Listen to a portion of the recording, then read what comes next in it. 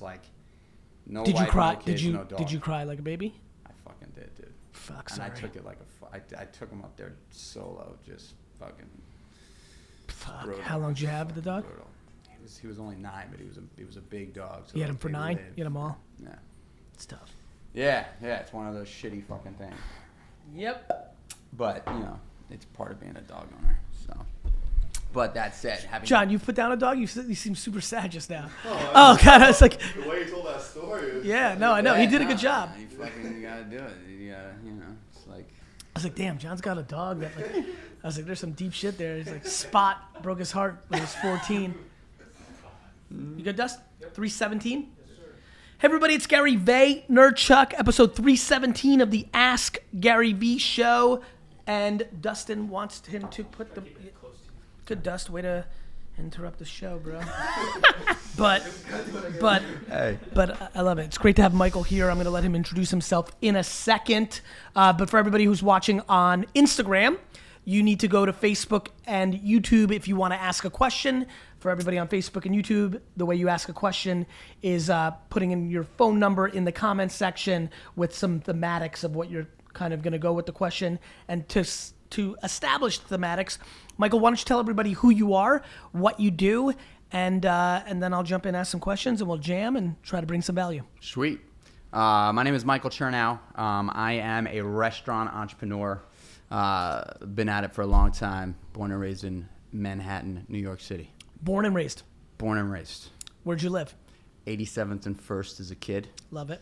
And then bounced. Right by a baseball card store up there. Alex's MVP. Let's go, My baby. dog. Let's go. Yes. You bought cards there? Fuck yeah. I Love bought it. cards there. There's very few people that know about Alex's MVP. I'm sneaky. That's so fucking cool. Okay. Yeah, so I grew up there. Growing up in New York, in Manhattan, sort of like. How old are you? 38. Okay, keep going. Just wanted to get the context of what timing.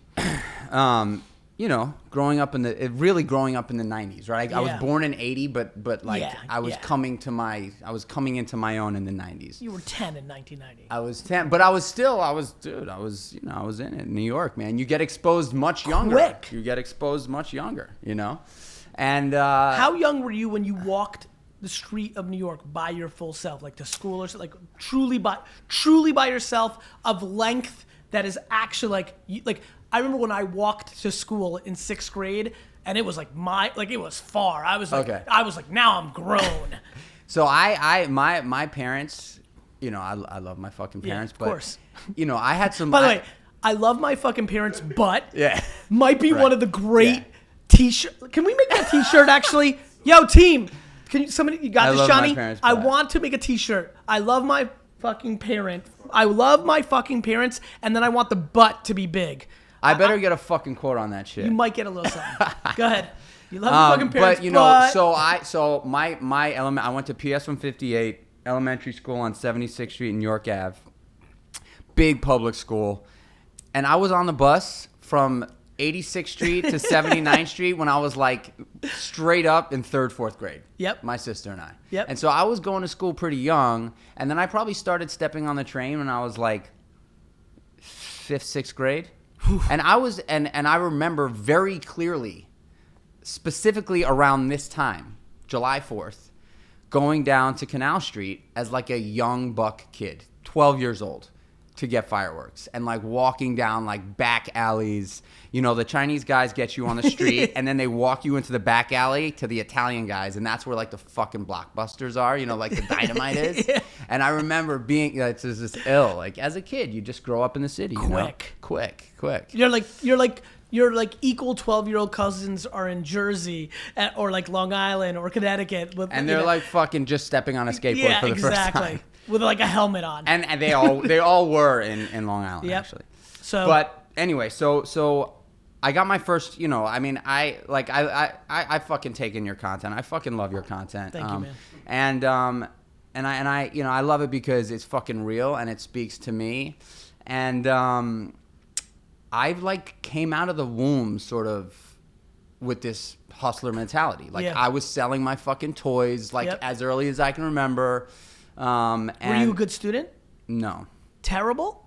I wasn't terrible. I was probably like a 75 to 80 student. Yep. You know what I mean? Yep. I was like a B. So it came easy to you. It came easy because you didn't. I hated fucking homework. I was not a study guy, and I went to college for 6 months and fucking just. I thought this was the biggest waste of time, honestly, and that's not for everybody, by the way. It was but like for you. for me, Yeah. it was like I went here. You went because, first of all, at your age group, there weren't that many viable alternatives back then. Second of all, for your parents. Well, no? let me preface Please, this a little go bit. ahead. So I grew up. My household was pretty. It wasn't the best upbringing, right? I had a tough relationship with my father, even though I love him, and he's gone now. But I had a tough relationship. It was tough, and they were together. They were together, and but he made it tough. He made it tough. And it wasn't that he was strict. He was just a straight up asshole. Like, that's the bottom line, right? He was a straight up asshole. But he taught me 3 incredible things that I'd love to mention at some point. Mention them now. Okay, so the 3 things that my pops taught me were really important and could potentially be controversial right now. So, like, and I never would have thought of this ever until somebody brought it up to me. But my father taught me that, when I was probably 3 or 4 years old, we were walking into an elevator. I remember it like it was yesterday. 3 or 4. Go ahead. Walking into an elevator, and my father grabbed me by the back of my neck, pulled me out, looked at me, put his hands on my shoulders, looked at me, and you said, "You never, ever walk in front of a woman, ever." Yeah, I like it. And, like, that shit just stuck with me. And it stuck with me to this very day. He scared the daylights out of me at that age. And so, like, I've passed it on to my sons, right? Like, and listen, to your point, the world evolves, political correctness, properness, evolution, it's all great. But I think, look, we cast so much judgment on each other. What a lot of people, when they're over cynical, to your point, not thinking that could be a bad thing. For the, I have a friend who also got mad at me around opening the door. Something went down, and the conversation I had with her was like, look, Mazel tov. Like, I respect your opinion. I'm like, you also have to think about how that trickles down.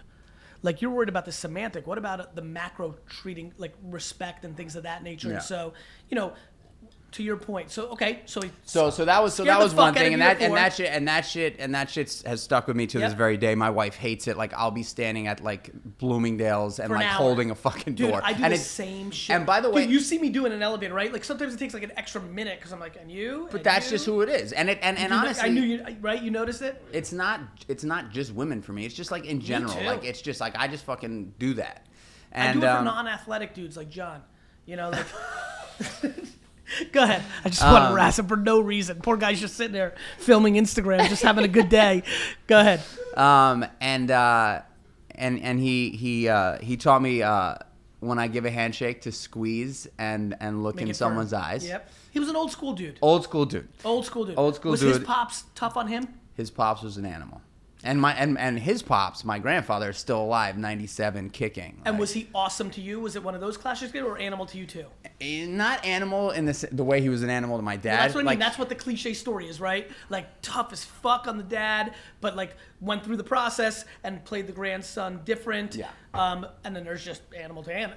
There's all sorts of versions. I was just curious. Yeah, no, he's done some ill shit to me. My grandfather that are like unacceptable, like just fucking took me in a room when I was a bad kid. Like, I was a bad kid. Hands like stealing, like fighting, like all sorts of shit. I was just way worse. Your reaction's all I need. Listen, like you see the movie. Like I was just like I was a bad kid. I moved out of my parents' house. Anyway, speeding up, I moved out of my parents' house when I was 15, and I was sort of like on the street, bouncing around, just getting after the drug dealing.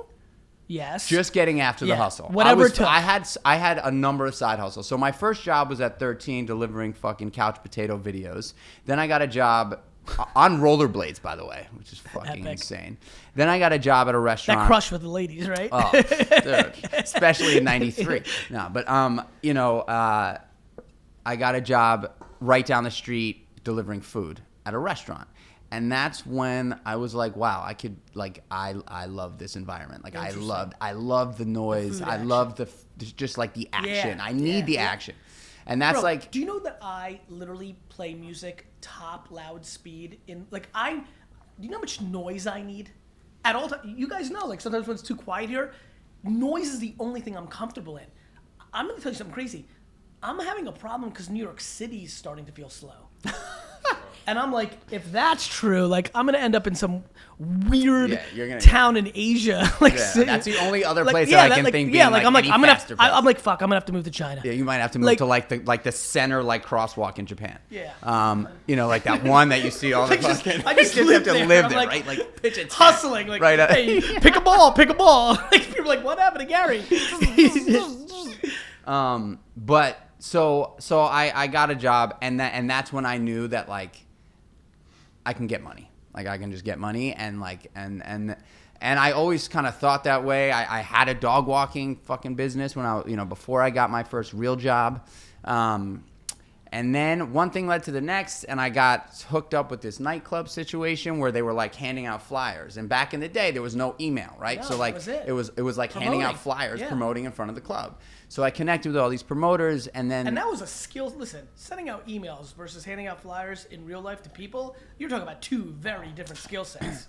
Well, they also thought it was really funny to have a 15-year-old kid on a skateboard outside of the nightclub. So at 15, I looked 9. What did you look like at 15? I looked really young too, but like 13? I was probably. But like an 18-year-old attitude? Well, yeah, for sure. I was always the youngest, and I was like good in the room. Like I just knew I could sit in the room, and I could sit with anybody really. And I don't know where that came from. Between delting with girls and guys, did you like crush with both? Were you like better with at that point with guys than girls, better with girls than guys? Like that's always an interesting question to me. That's a semantic of that charisma that I'm always. Isn't that an interesting question? Because there's versions of, you know where I'm going with this, right? There's some people that do better than one with the other, or the reverse. You know, it is an interesting question. I actually never fucking thought of that question. You know what's funny about it? I've never asked it, but I've been thinking about it for the last year, and I'm super pumped I just delivered it, and I'm pumped with the way you responded to it, and now I'm pumped to keep going down the rabbit hole of what does it actually mean. So anyway, answer it. At that point. So I will say this. Probably, you know, I was in high school young, because my birthday's at the end of the year. And when's your birthday? October 21st. Mine's November 14th even. But go ahead. Yeah, so I was October's tricky, right? Because the November people were older actually. Oh yeah, maybe that's right, because that was that cutoff. So I was always the youngest in my class, and I remember so clearly in my freshman year of high school, I was 13, and like really for the first time, some chick took me aside and she was like, "You're hot." And I was like, I was like, wait a second. Like, there's a whole nother world right now. Alex's baseball cards Alex's not MVPs, necessarily as important to me. Grab bag Marvel cards, like not as interesting. Interesting. That lit you up mentally. That just made me realize that like. Wait, like things were about to happen. Yeah, I can. Totally there's like a whole nother like element to life, and you know, and like that. Yeah. So anyway, so I had this hustle with the handing out flyers, and then I linked up with the promoters, and they all needed all their envelopes stuffed, and there was like 10 of them. And I started like sort of hanging out inside this club, stuffing these envelopes, and then I got all my friends to stuff the envelopes. And so now I had this like ring of like envelope stuffing, promoting like things going on, and then I started working in the club.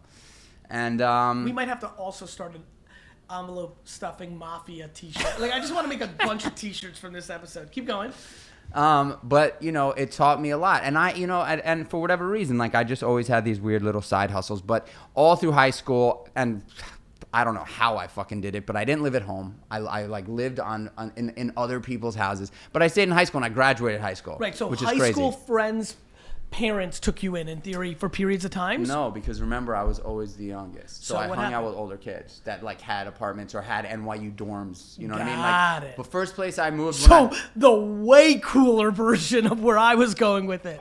Like it's one thing to like be like the second son in a house and it's like a nice family. It's way different to be staying in college dorms or people that are 18 with their own apartment. When I moved out of my parents' house, that's when you grow up fucking fast. Dude, fast. I moved out and I moved right into Alumni Hall, NYU dorm on 9th and 3rd. Literally 15. I knew this girl who I used to party, like, you know, and I was just like, yo, I'm moving in. And she was like, Bet. Okay. Let's do it. And so I moved in And there. she definitely didn't say bet because that's a new probably didn't say terminology. that. She said Yeah. radical. Maybe, yeah. Go ahead. And so anyway, so I did that. Then I like, you know, I lived in some crazy loft on Horatio Street. I just ended up in crazy places. Yeah. And Do you think you should make a movie? I don't know if I should make a movie, but I definitely will write a book at some point. I feel like you should make I think one day you should produce a movie that's softly based on your life, right? Because you need to embellish it for the silver screen, change some shit that kind of has like a Basketball Diaries vibe. I love that movie. Me too. That movie fucked me up, dude. That one girl in that movie Just changed that my movie, life. dude. That movie, because I went That's down. when I think like, I became a man. I was like, who is that with Leo? Anyway, so but there is like a light at the end of the tunnel, obviously, in this story, and the experience and the stories that I have from growing up in New York City and just Why did that movie fuck you up? that It was like the coolest movie that had ever come out. well, it fucked me up because I like ended up struggling with drugs at like towards When you, of course, like you had it somewhat under control. Like drugs is a very simple game. Yeah. Where were you in that process when that movie came up? In the struggling part, on the verge of the struggling part, or trying to get out of the struggling part? I was probably like it was that movie came out in like 98, 99. Yeah, that feels right. So like that was when I was like 98. I really knew that I was like, holy shit, dude, you've turned into this animal.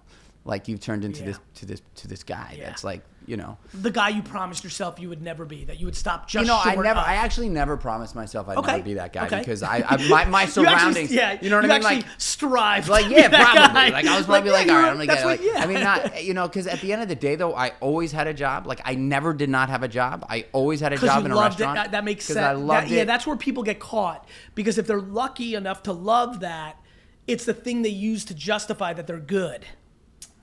Pretty much. And also it was like a have my cake and eat it too situation. I worked in restaurants, restaurants and nightclubs. So I was able to like live the life that like I actually enjoyed, which was fucking going hard. And then also like develop my Rolodex with growing a network of people. Yeah. Anyway, and I love people, man. Like people are like, I believe people are everything, period, and done. Like That's probably something that when you started consuming or seeing some of my stuff, like we connected on that, right? Because a lot of people don't talk about that. I talk about it heavy. Dude, it is everything. And if you and in my opinion, and now I've opened, and you know, I've opened 18 restaurants in my career, and like I look at it and I say, like, if you run a business strictly on a P&L, it's game over. It's fucking big old trouble. Like if you're not playing offense, you ready for this? I barely run on a P&L. I know that listening to you. I know that because like I am so not interested. I only care about one thing. Will I make payroll? My interest in my P&L stops and starts with, can I pay my bills? Mm-hmm. Yeah. I mean, look, I think, and it's probably because I was a technician I was a technician for years before I opened my first business, right? I got my first job in a restaurant, either 12 or 13. I don't fucking remember. But, you know, I didn't open my first restaurant until I was 28. So, and what was the restaurant that you opened for whom right before that? What was the last stop prior to your own? So it was 8 years I spent in one spot in the East Village. And this guy was, I mean, it still is one of the best places. Which is? At Frank Restaurant, 2nd Ave. So, like, and the beauty of that, like, I learned so much. 20 to 28?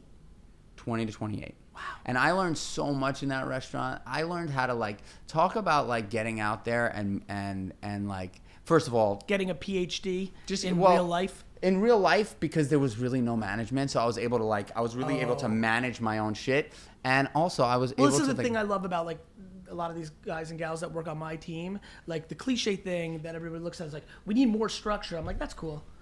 I'm like, one day you will be on a podcast talking about how awesome it was of being able to actually do shit with less structure. There was, look, Frank, I fucking love you, bro. And if you're listening to this shit, you know what I mean? Like, you know, there was no structure, and like I had to be the guy to do it. And the other beauty of that place, that is the structure. I hope Frank's right now watching this, and he's like, "That's the structure, motherfucker." Like that's the structure. It's a different structure. It's a different structure. It's the gray to the black and white. Pretty much. That's it. I love that. It's the gray to the black and white. You fucking hear that shit?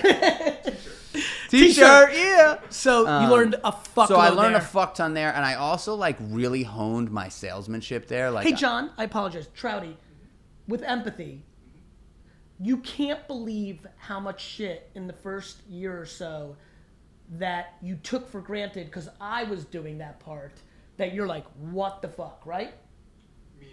Meaning, like, now that you're at the top of a business, all the shit that every time you were an employee, even if you were a chief of staff to me, even as close as you got to the sun, now that you're on the other side of it, you're like, what the fuck? Yeah. Yep. Right? Yeah. It's real. Safety net. That's what creating, a lack of structure gets you to right on the edge, and then you learned the next part you needed in the first 24 months up to your 30th birthday. yeah, well, I also Tasting the new like, environment of your own shit. I also, I became a man in that restaurant. You know what I mean? Like, Yeah, I became not only I became a man, just like Yeah. an evolution. Yes. But like I got, I'm not ashamed to say I'm sober 15 years. I'm sober a long fucking time. That's awesome. You know what I mean? And so like and because of Frank fucking set me up. But like, How? Punched you in the face? punch me in the face. The only way. Punch me in the face. And by the way, And had the juice to do it. and well, he basically was like, "You're fired, bro. Like, I love you." He's like, "I fucking love you, and you're the best bartender I've ever had." And like, I've never seen anybody sell fucking Quintarelli like you. But like, you're gone. That's a very expensive Amarone for everybody who's undereducated. But you're gone.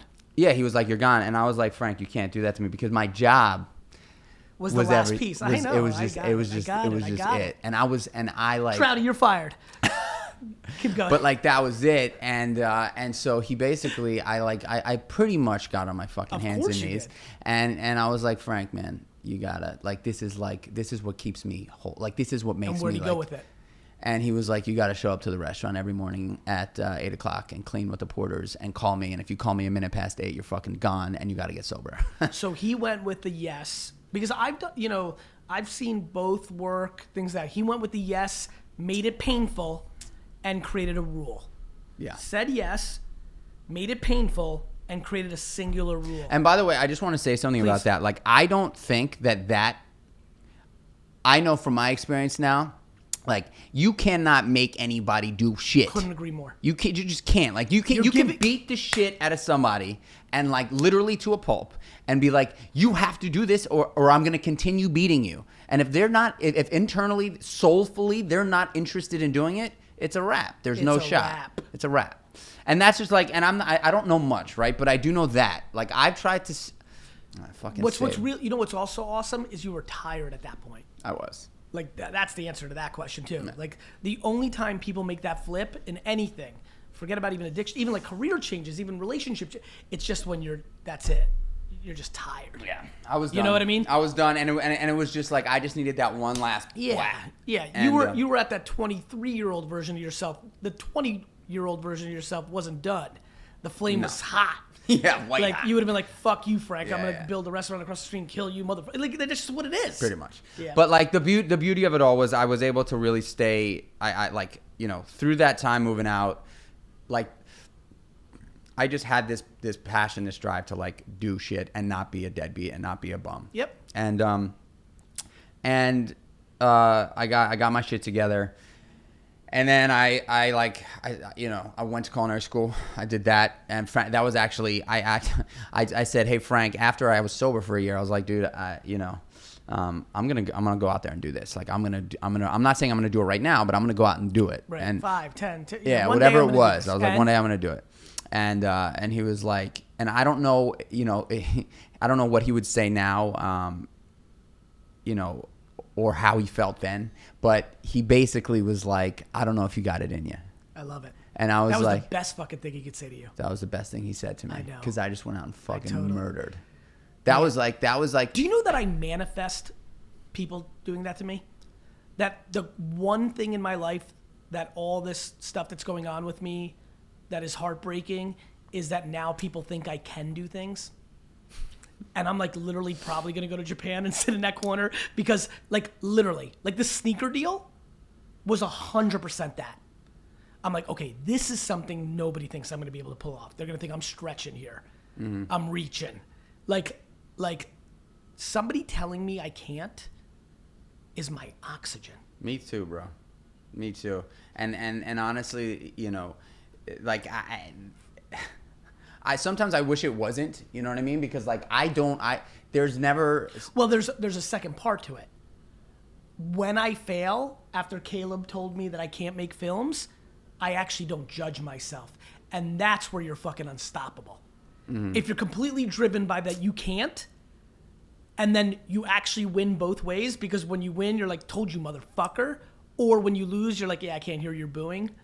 Well, then you're fucking unstoppable. So that's you like understand? That's an interesting nuance to it. I was sitting down with a good friend of mine a couple of weeks ago, and this dude he's an amazing dude. I mean, he's a complete lunatic, and he knows it. But he said some shit to me that I was like, wow, that might have been the most sort of righteous Profound. thing I've ever Nice. heard you say. And he was like, Mike, the answer to happiness, or the key to happiness, is accepting the moment. Done.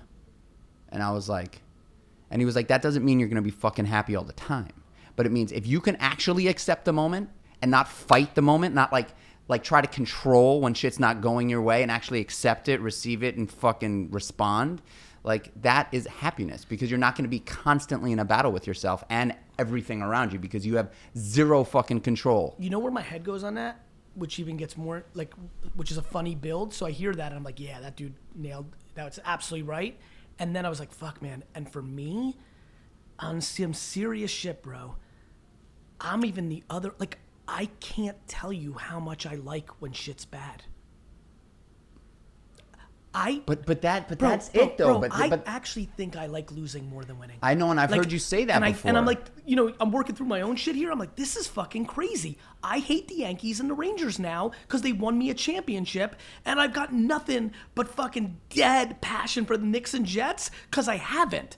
Like, all the people, they go out, the reason I make fun of all those Steph Curry fucking Jersey kids is they need affirmation from a third party. They jump on bandwagons. I'm jumping off bandwagons. I didn't even get to enjoy the Yankee dynasty after eating shit in the 80s and early 90s because after fucking Charlie Hayes caught the ball, I was out. I have not watched a complete Yankee game since 1996. I don't even know what Jeter did. I don't even know what Jeter did. Because you were just fucking head down. Because I checked out. Yeah. Because I like losing more than winning. How do you beat somebody like that? You don't. I believe that, and I don't say But that. can as I like, just yeah, say you can something do about anything. that? That in itself, right there, what you just said, is in an essence accepting the shit. Like you, like it's not like I believe that. It's not like you're like going into the ring and you're like, I'm gonna lose. You're like, I'm gonna go into the ring. I'm gonna fucking put it on someone, and if I lose, it's all good. Not only is it all good, and this is where it gets real interesting.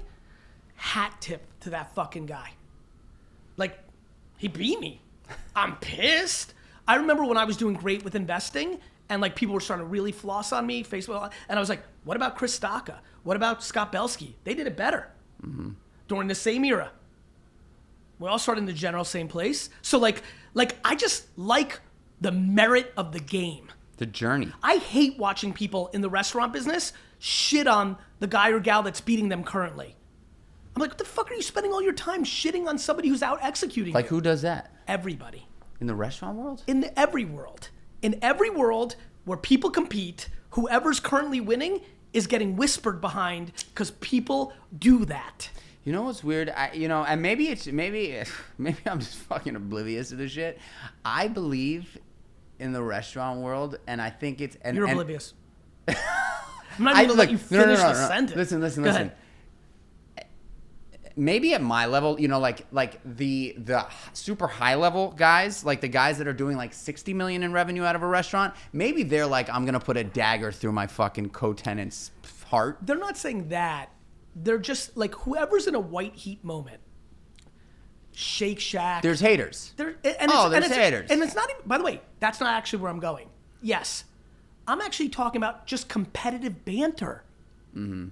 Like, it's not even bad. What? You don't think KD has said something about Harden? You don't think Westbrook has some words about Paul George's game? Like, it's the game. Yeah. And I'm just always curious about that. You know, like, I mean, look, dude, I'm an overly fucking optimistic guy. I'm the guy, truly, because I just know that the business of business is relationships. For me, like, I know my whole shit is built on relationships. Everything. It's built on me being... Actually, you know what? We've like so enjoyed this, and like just we're actually hanging out more than what I normally do for 2 minutes. Please tell everybody what your business business currently is. So anyway, I finished culinary school. I started to write. I started to think about what I was going to do, and I wrote a business plan with my best friend from childhood. Remember business plans? None of these fuckers think about that shit anymore. This shit is real. I fucking now they're called decks. Yeah, let's just be real. Fair enough. But so anyway, so exactly I started writing a business plan. My boy from childhood, who actually got me my first restaurant job, Dan Holzman, amazing dude. We partnered up. We came up with this idea for the meatball shop, and 14 regulars from Frank wrote me a check. That makes sense. So I'm mad that I wasn't going there because that would have been a good investment. Because some of that shit is like hearing that was the easiest check those 14 people wrote. And they all fucking did very well. Yes, they did. Yeah. And when I think about where I've done well, it is that story. Not when it made sense, when you had context for the EQ and the drive of the human. Yeah. And the amount of good investments I'm about to make over the next 20 years is going to be staggering because shit is getting clear. And do you make your investments strictly based on the fucking person? I'm about to. Yeah. That's why the sentence that just came out of my mouth came out. Yeah. Because when I did, it was called Facebook, Twitter, and Tumblr. And when I thought I was hot shit, I started thinking I was a VC. They weren't as good. So now I'm going back to who the fuck I am. I love that because that's that. I mean, and even more interesting, it's why I've eaten shit and built an agency for 10 years. I'm not even gonna do that. I'm gonna homegrown all my shit. Culture is fucking everything, and you know, and that's why, quite frankly, so 14 regulars write a check. Where'd you guys open in the first place? Open up a restaurant on Stanton Street in the Lower East Side. When? February 10th, 2010. February 9th, 2010. So we're 9.5 years old. So Quickly. Right after the world melted. Right after the pit. Yeah. Like the fucking pit. Which means you were already in motion. Well, the beauty of the brand, yes. 100%. I know where you're gonna go with the brand. Before we get to that, because that's what you're about to start to set. I was in motion as the world was crashing. How did you, when Lehman's fell, like the next day, were you like what? Dude, didn't even run. Didn't even know. Didn't even fucking. No, didn't I even get it. scratch my. I didn't even have a fucking computer. Like I had like a desktop. You know what I mean? Like I didn't email. You know what I'm saying? Like I was all EQ. Like that was it. Period. Like I was that guy. I get it. And you'd like shit on phones. I just like. You'd be like, if I can't shake the man's hand, fuck it. But like I was just that. I just like I was like not that guy. Yeah. And then that shit went down and like I think I wrote the plan and when I remember when Daniel and I were talking about it and we were like, man, we got to make this shit recession proof. Like we got to make it so valuable. Like it's got to have such value that like people are going to come no matter what. People got to eat, right? So if you could sell something, and offer an environment and an atmosphere that people can get down with, like play Biggie Smalls and fucking serve bowls of meatballs for $5 with a smile, like who's not going to want to get down with that? These dudes are like, wait a minute, I'm going. No, they're like they've all been. You know what I'm saying? That's right. And so how many locations? There's 8 now. So there's 8, 6 in the city, 1 in DC, 1 in Connecticut. We just opened up in Connecticut. Anyway, and how are you thinking about the expansion of that brand? I think the expansion of that brand is going to grow concentrically, probably suburban markets. It's become, I launched that brand in the sort of, the people that I launched that brand with are now, wifed up with kids. You know what I'm saying? Like yes. they're like that's the truth, right? Yes. And they all live in like Westport, Connecticut, or something like that. And that's why I opened up in Westport, Connecticut. So like we're gonna grow that brand. You're gonna follow them. All the way to retirement homes in Florida. But like that's like when you think about it, you know what I mean? I believe in that shit. And then so I built out that restaurant concept, and then 4.5, 5 years in, I learned this was an invaluable lesson for me. I am really good at creating brand, building culture, developing teams, and just sort of harnessing that. When it comes to day-to-day ops and like Not as all the much. logistics, not my thing. It's not that it's not my thing. I'm just not good at it. I'm not good at it. So I was just about to ask you, and you beat me to the punchline, because in that world, it's super interesting. Some people are capable at it and hate it. Some people like it, just aren't capable at it. So you just felt like I'm not good at it. I did it It's not a because I good had use- to. yeah. I had Not- to. And not a good use of your for me, time. you want me as the front man. Yeah. Like that's what you want me to be. you need to and, be the sizzle. and the teams, like the people. Yep, need to be they the love, steak. The people love. They need, like, what I've learned is that in order to move, like, make waves, right? Like, I opened up a restaurant in New York City where there's 24,000 restaurants, 1,000 restaurants open and close every fucking day. It's like, in order to make a wave, you have to have a group of people that are waving the flag. Period. Like, you just need to do that, and they need to wave the flag, and the only way to do that is through culture, and the only way to do that is through optimism and listening and empathy and, like, being, like, all the shit that you fucking preach. Like, that is absolutely necessary, in my opinion, in today's world. And you could say, you know, there's not multiples. You know, people aren't selling business, you know, restaurant business necessarily right now for $7 billion. Who gives a fuck? But like, that is, if you can do some great shit, that is the way to do it, in my Did you opinion. observe me looking for power and made that happen? Yeah. That is one of the more impressive things that have happened on my team in a long time. You're welcome, Sanan. So anyway, so I learned my role. I needed to know my role, and my role was in that. And as the business grew, it became much more of an operational business and a logistical business. I totally and understand. that was my turn, my time to pass the baton and be like, guys, I'm fucking in this. I'm the biggest cheerleader, but I'm gonna zoom out and step back and create some new shit because that's what keeps me going. Yep. And so I did. So I made that call. Daniel took on the CEO role. I zoomed out. And still a partner, still fucking hoorah guy. But I launched a new business called Seymour's. There's now 6 of those in the city about 4 years ago. And you know, that's how I think I'm gonna go. What's the biggest thing you've learned that you were wrong about in launching Seymour's? Because this is that transition, what you just went through, I love. And like, I know how on fire you were at that moment, because much like you were ready at 23, you were ready when you launched Seymour's. Like, you'd known you weren't the operations guy for a while. So you know, you hold that in. Mm-hmm. Now you're zooming out, and boy, did you love that zoom out phase, because you're doing the appropriate thing. Everything's going right. Now you got this new baby that you're about to go, that you're fucking pumped. The confidence level is uncomfortable because you have success. You're more primed. You have more experience. Mm-hmm. And then inevitably, like any business, there's certain things that didn't go the way you thought they were going to go on that. Like, here we are, how many years later? 4. 4. So perfect. A great time to ask this question. What were you wrong about? So it's a tough one, right? Because you're currently well, in I'm it. fucking wrong about a lot of shit, but I like go for it, right? I listen, just fucking I I'm got like it. and I like to do a lot of different. You're also things. in it, you know? I'm in it. So like, it's a lot So- easier. It'll be a lot easier to answer this question in 7 years. Right now. Well, no, I know what I did wrong. What? I know what I did What? wrong, and I didn't do it wrong in the beginning. Keep going. I launched Seymour's partner free.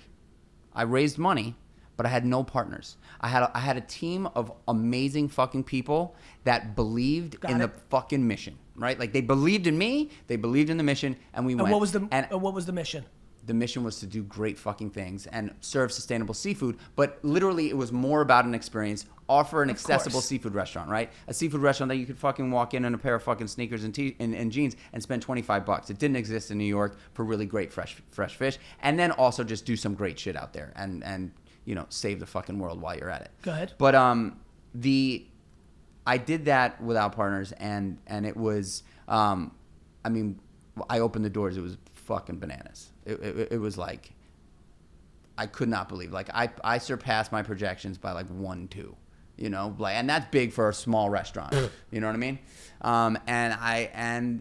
You know, and dude, fucking partnership is just a hard thing. You know what I'm saying? No shit. Partnership, and it's such a tough subject to talk about because I appreciate, love, and care about my fucking all the partners that I have and had, but like, I have learned an invaluable lesson going into my next venture, which is, Dictatorships are awesome. Like, yo, if you're creative, dictatorships are awesome.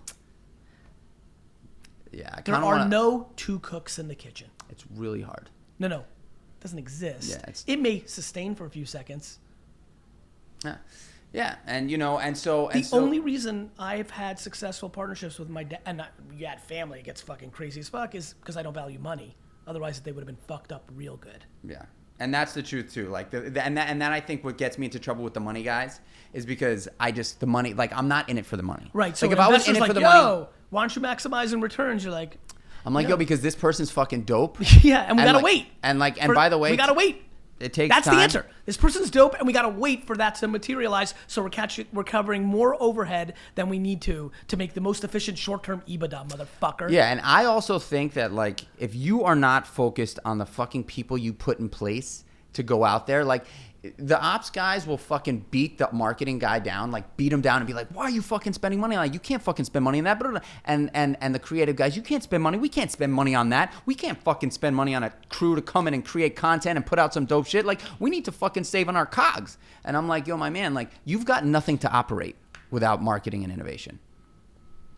That's why I'm the operator and the marketing guy, because this way I don't have to hear anything about anything. I'm being dead fucking serious, man. Of course, you're so right. That's why most people lose. And to your point, once you get that right up front, then if you really stabilize that, then you can milk brand in perpetuity and let people operate the edges. Mm-hmm. I care too much, man. I care too much, and I think that is... That's the best thing that's happening to you. The key is now to always, like, understand. It's just self-awareness now. Which is the evolution you're going through, I'm going through. Like, dude, I'm freaking out currently right now that I'm, like, not sure I like money at all. Like, it's been one thing that I've sustained it to, like, do, but I'm, like, I'm really, for the first time in my life, I'm like, I don't know if I'm going to buy the You know what's so funny I don't know if I'm going to be in a place, where I'm, like, I just don't like money. I'm almost starting to go, like, I'm about to do some weird shit. I can feel it. Wow. Or I'm about to make a fuckload of money. Like, one of the two things is definitely about Or I'm about to buy the Jets next year. Tomorrow, Jets, So it really is interesting, though. Like, I'm going backwards.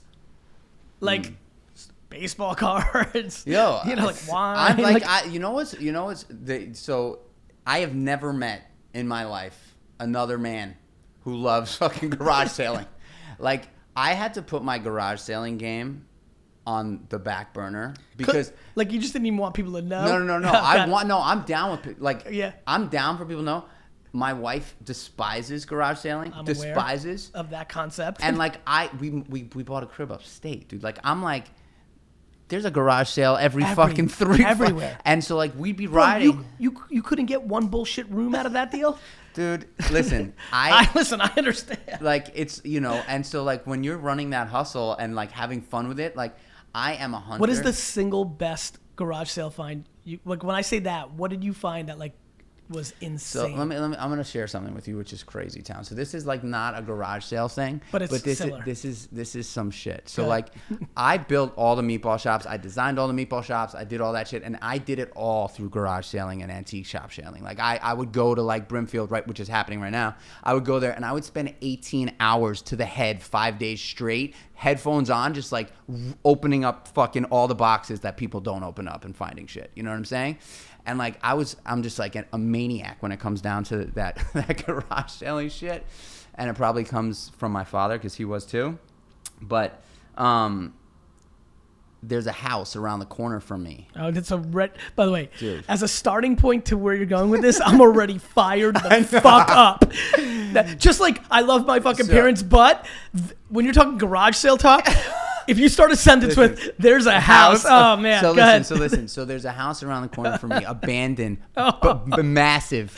Listen, like, man. I'm talking about, like, and so one house. Real quick, just for everybody who's listening, an abandoned house story in garage sale talk is like literally investing in Uber. Oh yeah, go ahead. Literally, go ahead.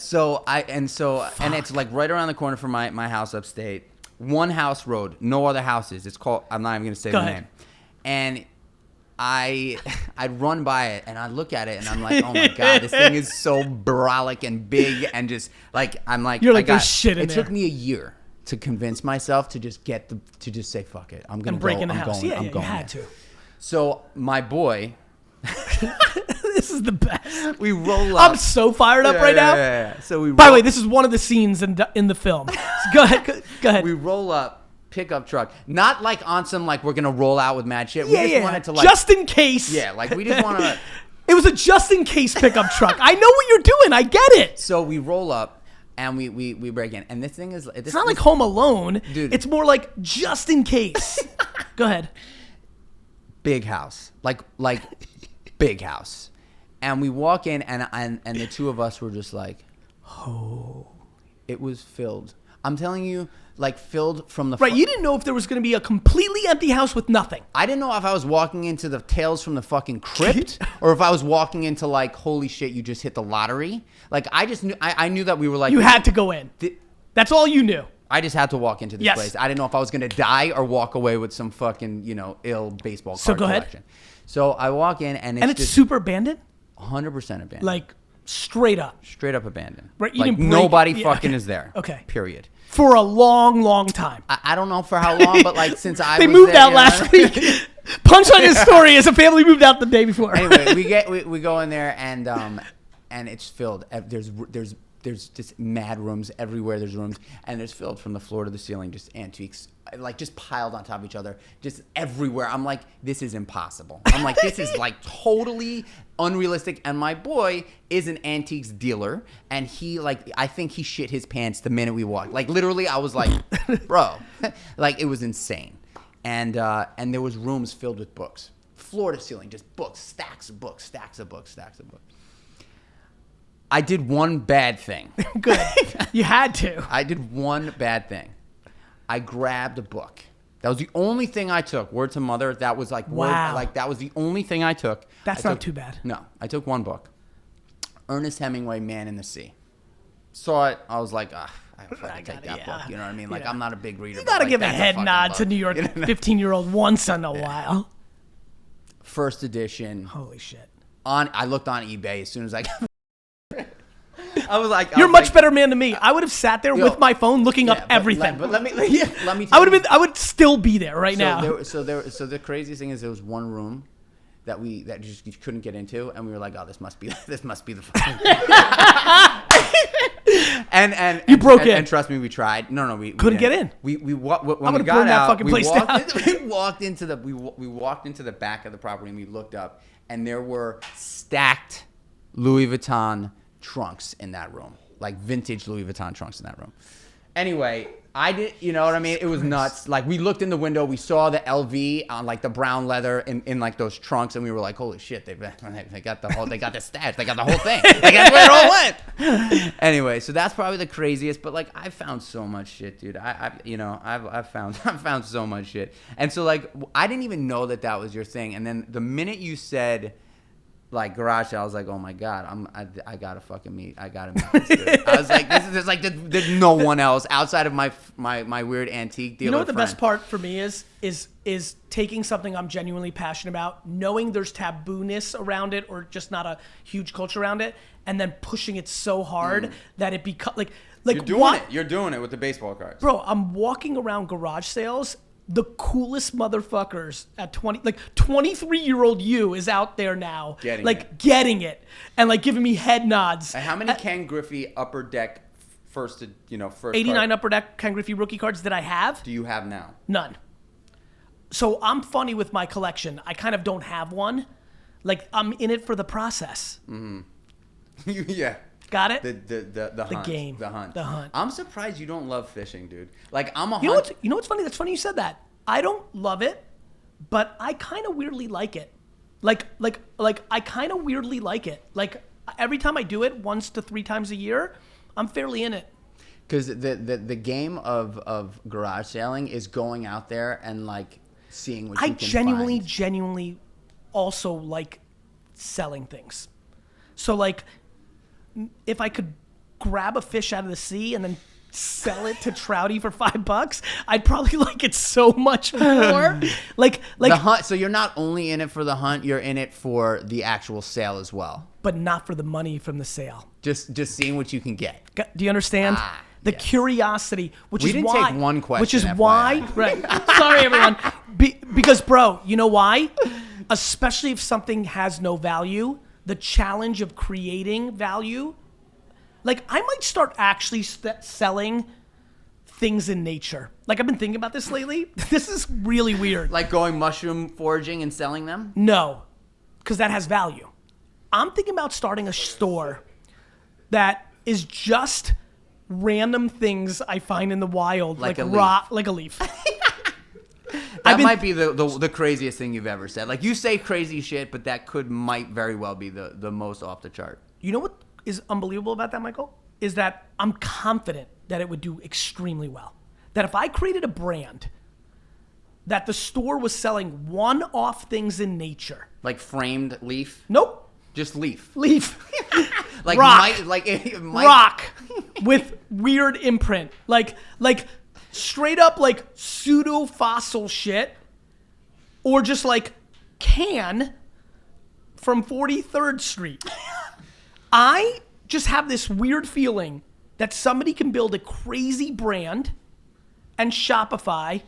Like, think about this. You see where I gotta say something, dude. I gotta tell you the most fucking insane story of all time. This was like as real as it got. I remember back in the day when Astor Place, the train. Yes. So back in the day when Astor Place was actually Astor Yes. Place, right? There was a guy that would set up shop. By the way, my number one favorite thing about New York, by far, is that a 38-year-old can sit here in 2019 and be like, when Astor Place was fucking Astor Place. Meanwhile, if we did some library shit right now, in 1986, in the New York Post, some guy's like, when Astor Place was Astor Place. And in 1971, that is my favorite thing about New York. So good. I wonder if it still actually happens, right? Like, I don't know. I mean, We're getting so soft, bro, that in 2057, somebody's going to be like, in 2019 in New York, like, oh, it was crazy. Like, people weren't hugging you. Dude, there was a guy, there was a guy who used to set up shop on the street, and he goes, and he had a sign that said, I'm about to sell you some shit. Word, he had jars of shit. And people bought? I don't fucking know, but this guy was like, I mean, it was like, I remember it. I'm gonna. I was like, this guy. Bro, I might actually do this.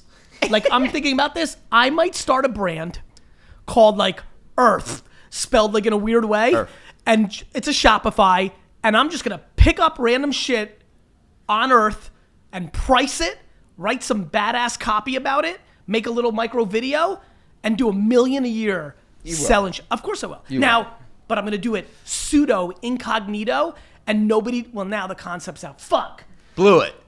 I am so obsessed to doing something in my life that nobody knows that has anything to do with me, to eliminate all excuses that I used my platform to do it, and just blow everybody's fucking mind, and just be like, that was me, like 6 years later. I like that idea. Isn't that clever? Yeah, it is. Why is the New York night scene so fucked? Besides the answer everyone gives, which is money took over and any dork can buy a fucking table because rents got high. I worked at I went to the Tunnel in the Limelight when I was young, Yep. and I worked at Life. That was the nightclub that I worked at when I was young. People have told, I don't go to clubs anymore. I haven't gone out in so long. Years and years. So like I'm like the wrong guy because I don't know how bad it is, but I can only imagine it's pretty bad. It's not that it's bad. It's that nobody here can speak to the desperation of going somewhere this Saturday night. That has been eliminated from the youth lexicon in New York. I think I think in New York at that time, the celebrity scene was a little bit grittier. And the celebrity scene drove it. Like like when I was first, like the first thing that I ever wanted to do in the nightlife was go to Sky Bar. Do you remember that place? Of course.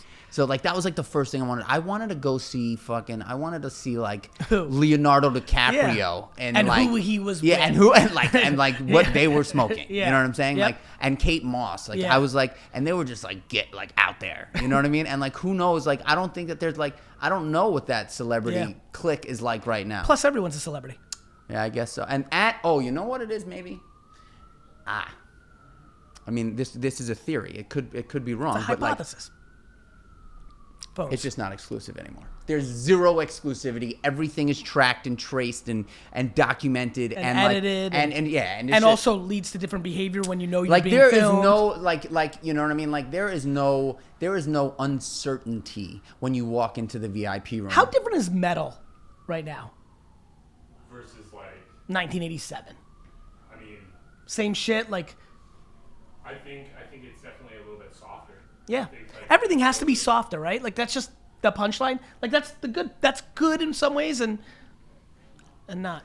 I mean, it's the same thing. Like the hip hop game is definitely different, dude. Like it's just definitely different. Like I grew up listening to Nas and Wu-Tang and Mobb Deep and Black Moon and like that shit. Black Moon. How good is Black Moon? Probably one of the best albums of all time. Digging it, like I think so. But like I mean, my hip hop interest, I like when I work out, I listen to all the new shit. But like when I'm at home listening to hip hop, my interest stopped after like 96. That's what happens. It's the same reason that there's some 70-year-olds only listening to fucking the Rolling Stones. Like, that's the game. I don't know, man. I think that there's. I promise you, that's the game. You think? You Yeah, don't think that you it's don't? it's old man talk. Yeah, but listen, dude. Like the whole entire the sound changed drastically. Everything changes. Yeah. Do you know what a restaurateur from 1947 thinks about a meatball place? I wonder. Let's leave it at that. Yeah. Let's leave it at that, bro. Thank you so much. This was one of my Thank you, favorite man. episodes, bro. Good times. Usually I say you keep asking questions, we'll keep answering them. You keep watching, we'll keep hanging out. See ya. That was amazing.